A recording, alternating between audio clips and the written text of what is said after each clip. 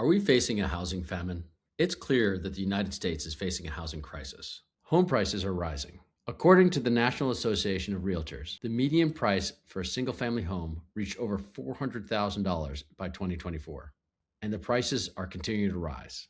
According to Harvard's Joint Center for Housing Studies, in 2024, an estimated 43 million households were cost burdened, meaning they spent more than 30% of their monthly income on housing costs alone. And those numbers are expected to have increased since then. The question is why? Why is this happening? And even more importantly, what can we do about it?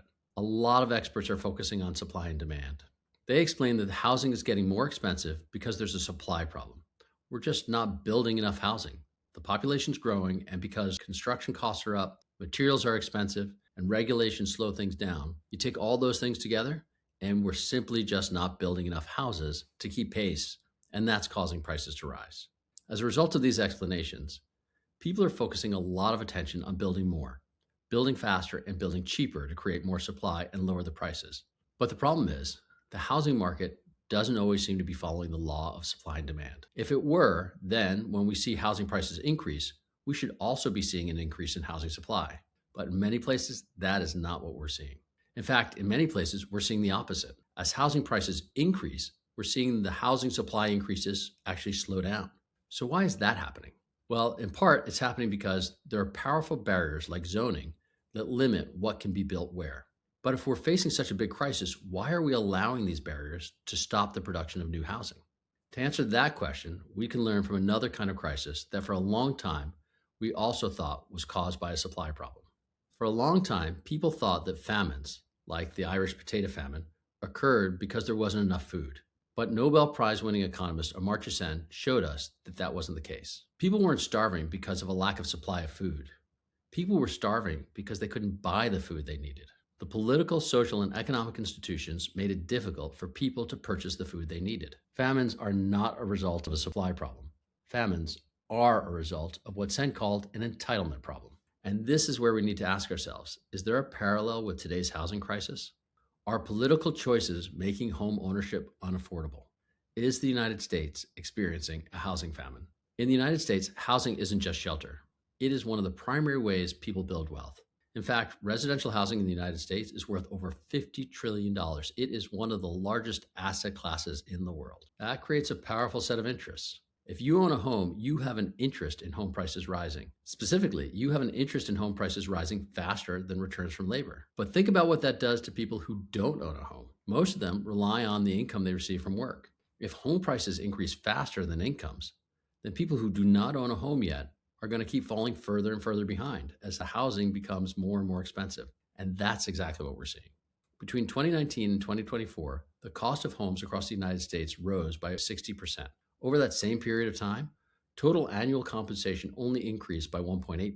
If you compound that over the roughly 5 years, it amounts to a total compensation growth of only about 10 to 11%, which is far short of the increase in home prices. Take all this together, and we can see that there's a direct conflict of interest between homeowners and renters. And given the amount of wealth that is tied up in residential homes, when the interests of homeowners and renters are weighed against each other, all too often, the balance tips towards homeowners. Our political choices are creating an entitlement problem that's making homeownership unaffordable. In other words, the United States is experiencing a housing famine. So what can we do about it? Zoning restrictions and limits on new housing are the means by which the supply of new housing is limited and the rising prices of housing is defended. But they're not the underlying cause. Focusing on the supply alone won't work. We need solutions that can address the root cause of the housing crisis. To do this, we need to do two things. We need housing that is not primarily a store of wealth, and we need a primary store of wealth that is not housing. The good news here is that we're already seeing approaches that demonstrate how this is possible. Community land trusts, CLTs for short, separate the ownership of the land from ownership of the home. That limits the capital appreciation of the home, which has two effects. First, it means that CLT homes are not vehicles for building wealth through capital appreciation. And second, it means that CLT homes often have lower prices, which makes them more affordable to purchase, which in turn frees up more income to build wealth in other ways. CLTs demonstrate that we can provide housing in ways that are not primarily stores of wealth, and therefore can begin to address the root cause of the housing famine.